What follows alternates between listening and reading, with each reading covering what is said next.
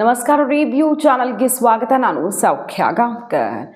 ಜಮೀರ್ ಅಹಮದ್ ಖಾನ್ಗೆ ಮತ್ತೊಂದು ಆಘಾತ ಕೊಟ್ಟ ಹೈಕಮಾಂಡ್. ಬಹಳ ದೊಡ್ಡ ಆ್ಯಕ್ಷನ್ ಆಗ್ತಿದೆ.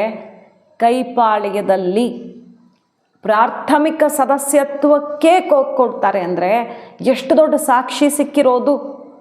DK ಕೈಗೆ ಮತ್ತೊಂದು ರಿಪೋರ್ಟ್. ಜಮೀರ್ ಅಹಮದ್ ಖಾನ್ ಅವ್ರಿಗೆ ಇದು ಆರೋಗ್ಯಿಸಿಕೊಳ್ಳಲಾರದಂಥ ಬೆಳವಣಿಗೆ ಆಗಿದೆ.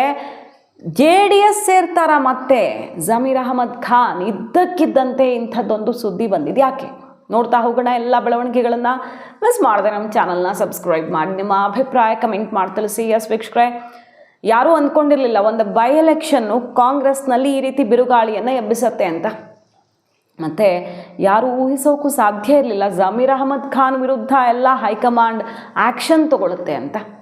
ಈಗಲೂ ಎಲ್ಲರೂ ಈ ಚರ್ಚೆ ಶುರುವಾದಾಗ, ಸುದ್ದಿ ಬಂದಾಗ ಹೇಳಿದ್ದದನ್ನೇ, ಅಷ್ಟಾಗತ್ತಿದೆಯಾ ಕಾಂಗ್ರೆಸ್ ಹೈಕಮಾಂಡ್ಗೆ ಈ ಹೊತ್ತಲ್ಲಿ ಜಮೀರ್ ಅವ್ರನ್ನ ಕಿತ್ತು ಹಾಕೋಕ್ಕೆ? ಅವರೊಬ್ಬರು ದೇಶವ್ಯಾಪಿ ಈಗ ಸಿಕ್ಕಾಪಟ್ಟೆ ಪ್ರಭಾವಿ ಕಾಂಗ್ರೆಸ್ನಲ್ಲಿ ಮುಸಲ್ಮಾನ್ ಸಮುದಾಯದಲ್ಲಿ. ಹಾಗಾಗಿ ಇದೇನು ತುಂಬ ದಿನ ನಿಲ್ಲಲ್ಲ, ಸುಮ್ಮನೆ ಒಂದಿನ ಸದ್ದು ಮಾಡುತ್ತೆ ಅಂತ ಅಂದ್ಕೊಂಡಿದ್ರು. ಆದರೆ ಇನ್ನೇನೋ ಆಗ್ತಿದೆ. ಅಬ್ದುಲ್ ಜಬ್ಬಾರ್ ಅವರನ್ನು ಜಸ್ಟ್ ಅಲ್ಪಸಂಖ್ಯಾತರ ಘಟಕದ ಅಧ್ಯಕ್ಷ ಸ್ಥಾನದಿಂದ ಕಿತ್ತು ಹಾಕಿದ್ದಷ್ಟೇ ಅಲ್ಲ, ಈಗ ಅಂದರೆ ಅವ್ರು ರಾಜೀನಾಮೆ ಕೊಟ್ಟರು ಆದೇಶದ ಮೇರೆಗೆ. ಪ್ರಾಥಮಿಕ ಸದಸ್ಯತ್ವದಿಂದನೇ ಕಿತ್ತು ಹಾಕಲಾಗಿದೆ. ಕಾಂಗ್ರೆಸ್ನ ಪ್ರಾಥಮಿಕ ಸದಸ್ಯತ್ವದಿಂದ ವಜಾ ಮಾಡಿದ್ದಾರೆ. ಪಕ್ಷ ವಿರೋಧಿ ಚಟುವಟಿಕೆ ಸಾಬೀತಾದ ಹಿನ್ನೆಲೆ. ನೋಡಿ, ದಾವಣಗೆರೆಯಲ್ಲಿ ಆರೋಪದ ಹಿನ್ನೆಲೆ ಅಲ್ಲ, ಪಕ್ಷ ವಿರೋಧಿ ಚಟುವಟಿಕೆ ಸಾಬೀತಾದ ಹಿನ್ನೆಲೆಯಲ್ಲಿ ಅವರನ್ನು KPCC ಅಧ್ಯಕ್ಷ DK ಶಿವಕುಮಾರ್ ಅವರು ಈಗ ಪಕ್ಷದ ಸದಸ್ಯತ್ವದಿಂದ ವಜಾ ಮಾಡಿದ್ದಾರೆ. KPCC ಪ್ರಾಥಮಿಕ ಸದಸ್ಯತ್ವ ಸ್ಥಾನದಿಂದಾನೇ ಈಗ ಕಿತ್ತಾಕ್ತಾರೆ ಅಂದರೆ ಎಷ್ಟು ದೊಡ್ಡ ಸಾಕ್ಷಿ ಸಿಕ್ಕಿದೆ. ಅಬ್ದುಲ್ ಜಬ್ಬಾರ್ ಅವರು ಜಮೀರ್ ಅಹಮದ್ ಖಾನ್ ಅವರ ಕ್ಯಾಂಡಿಡೇಟು. ಅವರು ತಮ್ಮ ಮನೆಗೆ ಮಲ್ಲಿಕಾರ್ಜುನ್ ಅವರು ಬರಲಿಲ್ಲ, ಪಕ್ಕದ ಮನೆಗೆ ಬಂದಿದ್ದರು ಅನ್ನೋ ಕಾರಣಕ್ಕೆ ಹೋಗಲಿಲ್ಲ ಅಷ್ಟೇ, ಬೇಜಾರಾಗಿತ್ತು, ಬಿಟ್ಟರೆ ಇನ್ನೇನೂ ಇಲ್ಲ ಅಂತ ಜಮೀರ್ ಅವರು ಸಮಜಾಯಿಷಿ ಕೊಟ್ಟರು. ಸಾದಿಕ್ ಪೈಲ್ವಾನ್ ಅನ್ನುವ ಲೀಡರು, ಲೋಕಲ್ ಲೀಡರು ಯಾವ ರೀತಿ ಕಡೆ ಕ್ಷಣದವರೆಗೂ ನಾಮಪತ್ರನೂ ವಾಪಸ್ ಪಡೀಲಿಲ್ಲ ಅನ್ನೋದು ಗೊತ್ತು. ಇದೆಲ್ಲ ಕಥೆ ಗೊತ್ತು, ನಿಮ್ಗೆ ಗೊತ್ತಿಲ್ಲದಿರೋದಲ್ಲ.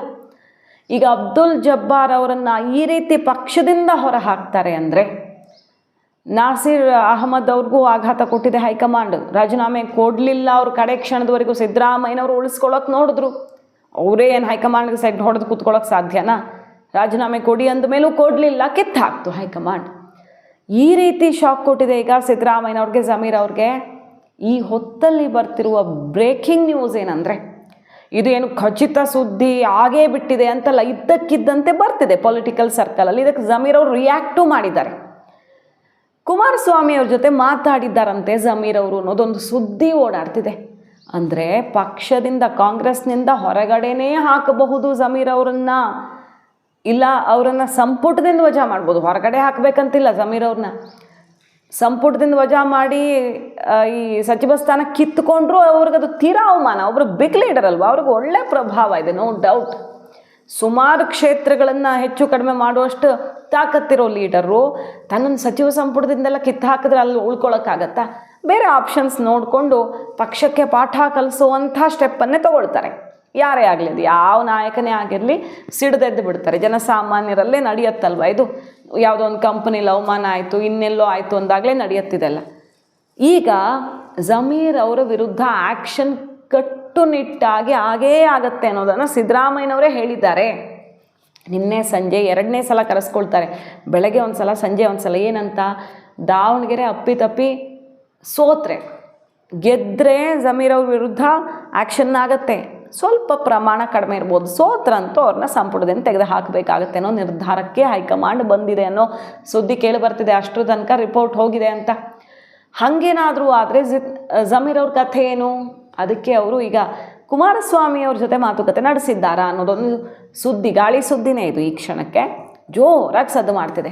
ಇದಕ್ಕೆ ಜಮೀರ್ ಅವರು ಇದೆಲ್ಲ ಸುಳ್ಳು ಸುದ್ದಿ, ನನ್ನ ವಿರುದ್ಧ ಷಡ್ಯಂತ್ರ, ಕುಮಾರಸ್ವಾಮಿ ಅವ್ರ ಜೊತೆ ಮಾತಾಡಿದ್ದಾರೆ ಅನ್ನೋದೆಲ್ಲ ಸುಳ್ಳು ಅಂತ ಹೇಳೋ ಮೂಲಕ ಅಂಥ ಸುದ್ದಿ ಅಂತೂ ಜೋರಾಗಿರೋದು ಹೌದು, ಸುಳ್ಳು ಅಂತ ಹೇಳ್ತಿದ್ದಾರೆ. ಕುಮಾರಸ್ವಾಮಿ ಅವರು ಏನು ರಿಯಾಕ್ಟ್ ಮಾಡಿದ್ದಾರೆ? ಕುಮಾರಸ್ವಾಮಿ ಅವ್ರ ರಿಯಾಕ್ಷನ್ ಒಂಥರ ವಿಚಿತ್ರವಾಗಿದೆ. ಇದಕ್ಕೆ ಯಾರೂ ಸಂಪರ್ಕ ಮಾಡಿಲ್ಲ. JDS ಇಂದ ಕಾಂಗ್ರೆಸ್ಗೆ ಹೋದ ಯಾರೂ ಕೂಡ ವಾಪಸ್ ಬರೋ ಬಗ್ಗೆ ಸಂಪರ್ಕ ಅಂತೂ ಮಾಡಿಲ್ಲ. ಬಟ್ ಸಂಪರ್ಕಿಸಿದರೆ ದೊಡ್ಡವ್ರ ಜೊತೆ ಮಾತಾಡ್ತೀನಿ, ಪಕ್ಷದ ಹಿರಿಯರ ಜೊತೆ ಮಾತಾಡಿ ತೀರ್ಮಾನ ಆಗತ್ತೆ ಅನ್ನುವ ಮೂಲಕ ಜಮೀರ್ ಅವರನ್ನು ವೆಲ್ಕಮ್ ಮಾಡ್ದಂಗೂ ಕಾಣಿಸ್ತಿದೆ. ಪರೋಕ್ಷವಾಗಿ ಏನೋ ಆಗ್ತಿದೆ ಅನ್ನೋ ರೀತಿಯಲ್ಲಿ ಅವ್ರ ಮಾತಿನ ಅರ್ಥ ಇದೆ, ಒಳ ಅರ್ಥ. ಇಲ್ಲ ಅಂದ್ಕೊಂಡೆ ಬರೋದಾದರೆ, ಆ ನಾಯಕ ಬರೋದಾದರೆ ನಾವು ಮಾತಾಡ್ತೀವಿ ಅನ್ನೋ ಮೂಲಕ ಅಚ್ಚರಿಗೆ ಕಾರಣ ಆಗಿದೆ. ಕುಮಾರಸ್ವಾಮಿ ಅವರಿಗೆ ಸಿಕ್ಕಾಪಟ್ಟೆ ಜೋಶಲ್ಲಿದ್ದಾರೆ. ಕುಮಾರಸ್ವಾಮಿ ಅವರು ರಾಜ್ಯ ರಾಜಕಾರಣಕ್ಕೆ ಧುಮುಕಿದ್ದಾರೆ. ಕುಮಾರಸ್ವಾಮಿ ಅವರು ಮತ್ತೆ ವಿಧಾನಸೌಧ ಅಲ್ಲಿಗೆ ಬಂದು ಹೋಗಿದ್ದಾರೆ ಸುಮಾರು ದಿನಗಳ ಬಳಿಕ. ಮತ್ತಿಲ್ಲೇನೋ ಕೆಲವು ದಿನಗಳಲ್ಲಿ ಏನೋ ದೊಡ್ಡ ಬೆಳವಣಿಗೆ ಆಗೋದಿದೆ ಅನ್ನೋ ಮಾತುಗಳು ಕೇಳಿ ಬರ್ತಿದ್ದಾವೆ. ಕುಮಾರಸ್ವಾಮಿ ಅವರು ರಾಜ್ಯ ರಾಜಕಾರಣದತ್ತನೇ ಜಾಸ್ತಿ ಗಮನ ಹೈಕಮಾಂಡ್ ಸೂಚನೆ, ಅಂದರೆ ಹೈಕಮಾಂಡ್ ಅಂದರೆ ಯಾರು, BJP ಹೈಕಮಾಂಡ್ ಸೂಚನೆ ಮೇರೆಗೇ ತೋರಿಸ್ತಿದ್ದಾರೆ. ಈ ಹೊತ್ತಲ್ಲಿ ಒಂದು ದೊಡ್ಡ ಲೀಡ್ರ್ ಬಂದರೆ ಬಿಡ್ತಾರ ಅವರು? ಜಮೀರ್ ಹೇಳಿ ಕೇಳಿ ನಿರ್ಣಾಯಕವಾದಂಥ ಪಾತ್ರ ವಹಿಸ್ತಾರೆ. ಅವ್ರಿಗೆ ಕಾಂಗ್ರೆಸ್ ವೋಟ್ ಆ ಕಡೆ ಈ ಕಡೆ ಕೀಳುವಲ್ಲಿ. DK ಶಿವಕುಮಾರ್ ವಿರುದ್ಧ ಬೇರೆ ಅವ್ರಿಗೆ ಹಾಗೆ ಹೊತ್ಕೊಂಡು ಉರಿತಿದೆ ಈಗ. ಈ ಹೊತ್ತಲ್ಲಿ ಕುಮಾರಸ್ವಾಮಿ ಅವರು ಬ್ರಹ್ಮಾಸ್ತ್ರ ಸಿಕ್ಕಿದ್ರೆ ಬಿಡ್ತಾರಾ? ಆ ಥರದ್ದೊಂದು ಚರ್ಚೆ. ಇನ್ನೂ ಒಂದು ಸಲ ಹೇಳ್ತಿದ್ದೀನಿ, ಇದು ಖಂಡಿತವಾಗಿಯೂ 100% ಸತ್ಯ ಆಗೇ ಬಿಟ್ಟಿದೆ ಅನ್ನೋ ಸುದ್ದಿ ಅಲ್ಲ. ಬಟ್ ಸುದ್ದಿ ಬಂದಿದ್ದಕ್ಕೆ ಜಮೀರು ಕುಮಾರಸ್ವಾಮಿ ಅವರು ಇಬ್ಬರೂ ರಿಯಾಕ್ಟ್ ಮಾಡಿರೋದು. ಸಿದ್ದರಾಮಯ್ಯನವ್ರು ರಾತ್ರಿ ನಿನ್ನೆ ಕರೆಸ್ಕೊಂಡು ಹೇಳಿದ್ದಿಷ್ಟೇ, ನನ್ನ ಕೈಯಲ್ಲಿ ಇನ್ನೇನೂ ಇಲ್ಲಪ್ಪ. ಬೆಳಗ್ಗೆನೇ ಹೇಳಿದರು, ನನ್ನ ಕೈಯಲ್ಲಿ ಏನೂ ಉಳ್ಕೊಂಡಿಲ್ಲ, ನೀನೇ ಹೈಕಮಾಂಡನ್ನು ಕನ್ವಿನ್ಸ್ ಮಾಡೋದಿದ್ರೆ ನಿನ್ನ ಸಾಮರ್ಥ್ಯ ಇದ್ರೆ ಮಾಡ್ಕೊಳ್ಳಿ, ಸಮಜಾಯಿಷಿ ಕೊಡೋದಿದ್ರೆ ಕೊಡಿ. ಪಕ್ಷ ವಿರೋಧಿ ಚಟುವಟಿಕೆ ಬಗ್ಗೆ ಸಾಕ್ಷಿ ಸಮೇತ ದೂರ ಹೋಗಿದೆ ಹೈಕಮಾಂಡ್ಗೆ. ಎಷ್ಟು ತನಕ ಅಂದರೆ ಪಕ್ಷದಿಂದ ಕಿತ್ತಾಕೋ ತನಕ, ಬರೀ ಹುದ್ದೆ ಕಿತ್ಕೊಳ್ಳೋ ತನಕ ಅಲ್ಲ. ಅಂದಮೇಲೆ ಅವರ ಶಿಷ್ಯಂದ್ರೆ ಆಟ ಕಟ್ಟೋಕ್ಕಾಗತ್ತಾ? ಇಲ್ಲ, ಶಿಷ್ಯಂದ್ರೆ ಗೇಮ್ ಪ್ಲ್ಯಾನ್ ಮಾಡೋಕ್ಕಾಗತ್ತಾ? ಶಿಷ್ಯಂದ್ರೆ ಹಿಂದೆ ಯಾರಿದ್ದಾರೆ ಅಂತ ತಾನೇ ಹೈಕಮಾಂಡ್ ಸಿಟ್ಟಾಗಿರೋದೀಗ. ಹಾಗಾಗಿ ಆ್ಯಕ್ಷನ್ ಅಂತೂ ಪಕ್ಕಾ ತಯಾರಾಗಿರಿ ಮೆಂಟಲಿ ಅಂತ ಹೇಳಿ ಕಳಿಸಿದ ಮೇಲೇ ಜಮೀರ್ ಅವ್ರು ತುಂಬ ಡಿಸ್ಟರ್ಬ್ ಆಗಿಬಿಟ್ಟಿದ್ದಾರೆ. ನಾನು 100 ಗ್ರೂಪಿಗೆ ಶೇರ್ ಮಾಡಿದ್ದೀನಿ, ಸಮರ್ಥ್ ಗೆಲ್ಲಿಸಿ ಅಂತ ವಿಡಿಯೋ ಮಾಡಿದ್ರಲ್ಲ, ಅದನ್ನು ಅಷ್ಟು ಶೇರ್ ಮಾಡಿದ್ದೀನಿ, ಇಷ್ಟು ಶೇರ್ ಮಾಡಿದ್ದೀನಿ. ಕೇರಳದಲ್ಲಿ ವೇಣುಗೋಪಾಲ್ ಅವ್ರು ಹೇಳಿದ್ದಕ್ಕೆ ಇದ್ದೆ, ಏನೇನೆಲ್ಲ ರೀಸನ್ಸ್ ಕೊಡ್ತಿದ್ದಾರೆ. ಬಟ್ ಹೈಕಮಾಂಡ್ ಪ್ರಚಾರಕ್ಕೆ ಹೋಗಿದ್ರ ಬಗ್ಗೆ ಏನು ಹೇಳ್ತಿಲ್ಲ. ಅವ್ರಿಗೆ ಓಕೆ ಒಂದಿನ ಮುನಿಸ್ಕೊಂಡು ಹೋಗಿದ್ರು ಪರವಾಗಿರಲಿಲ್ಲ, ಅವ್ರು ಬರೋದು ಬೇಡ ಅಂತ ಮಲ್ಲಿಕಾರ್ಜುನ್ ಅವರೇ ಹೇಳಿಬಿಟ್ಟಿದ್ರಲ್ಲ. ಬಟ್ ಫಂಡಿಂಗು 10 ಕೋಟಿ ಫಂಡಿಂಗ್ ಸಾಕ್ಷಿಯನ್ನು ಹಿಡಿದಿದೆ ವಿರೋಧಿ ಬಣ ಅಂತ ಹೇಳಲಾಗ್ತಿದೆ. ಈಗ ಹೈಕಮಾಂಡ್ಗೆ ಹೋಗಿರೋದೇ ಆ 10 ಕೋಟಿ ಸಾಕ್ಷಿ. ಮತ್ತು SDPIಗೆ ಬಲ ತುಂಬಿದ್ದು, ಅಲ್ಲಿ ಲೋಕಲ್ ಆಗಿ ಬಂಡಾಯ ಅಭ್ಯರ್ಥಿಗಳಿಗೆ ಎತ್ತುಗಟ್ಟಿ ಕಾಂಗ್ರೆಸ್ ಸೋಲಿಸೋದಕ್ಕೆ ತನ್ನ ಪ್ರತಿಷ್ಠೆಗಾಗಿ ದೊಡ್ಡ ಸಂಚು ಮಾಡಿದರು ಅಂತಲೇ ಈಗ ಆರೋಪ. ಸಾಕ್ಷಿ ಕೊಡಲಿ ಅಂತಿದ್ರು ಜಮೀರ್ ಅವರು. ಬಟ್ ಈಗ ಈ ರೀತಿ ಶಾಕ್ ಕೊಟ್ಟಿದೆ ಹೈಕಮಾಂಡ್. ಏನಾಗುತ್ತೆ ಕೈಪಾಳ್ಯದಲ್ಲಿ ಈ ಬೈ ಎಲೆಕ್ಷನ್ ರಿಸಲ್ಟು ಮತ್ತು ಪಂಚರಾಜ್ಯ ಚುನಾವಣಾ ಫಲಿತಾಂಶ ಎಲ್ಲ ಬರ್ತಾ ಇದ್ದ ಹಾಗೆ ರಾಜ್ಯದಲ್ಲಂತೂ ರಾಜಕಾರಣದಲ್ಲಿ ದೊಡ್ಡ ಬೆಳವಣಿಗೆ ಫಿಕ್ಸ್. ಕುರ್ಚಿಗೆ ಸಂಬಂಧಪಟ್ಟಂತೆ, CM ಕುರ್ಚಿಗೆ ಸಂಬಂಧಪಟ್ಟಂತೆ ಇದರ ಲಾಭ ಪಡೆಯೋಕೆ ಅಂತಲೇ ರೈಟ್ ಟೈಮ್ ನೋಡಿ ಅಖಾಡಕ್ಕೆ ಧುಮುಕಿದ್ದಾರೆ ಕುಮಾರಸ್ವಾಮಿ ಅವರು. ಅವರದ್ದೇನೋ ಒಂದು ಗೇಮ್ ಪ್ಲ್ಯಾನ್ ರೆಡಿ ಆಗ್ತಿರೋದಂತೂ ಹೌದು.